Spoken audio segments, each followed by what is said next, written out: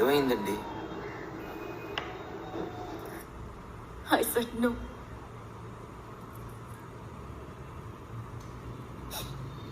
No అంటే అర్థం ఏంటి? పెళ్ళైంది నీకు, భార్యవి నువ్వు. అయినా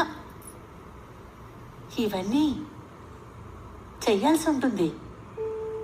అందరికీ ఇలానే జరుగుతోంది. కానీ అలా జరగకూడదు కదా mummy. My no should mean something కదా. మళ్ళీ నో? అరే ఇక్కడ నో అనే ప్రస్తావన లేదు కదా.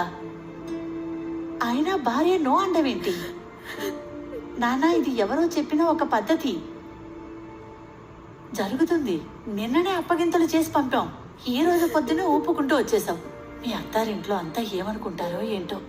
లేదు లేదు, ఇది కరెక్ట్ కాదు పూజ. నువ్వు ఇప్పుడే కమలేష్ గారితో పాటు మీ అత్తగారింటికి తిరిగి వెళ్ళిపో. లేదు మమ్మీ, నేను వెళ్ళను మమ్మీ, ప్లీజ్. చూడుమా, ఎంత పెద్దింట్లో పెళ్ళైంది నీకు.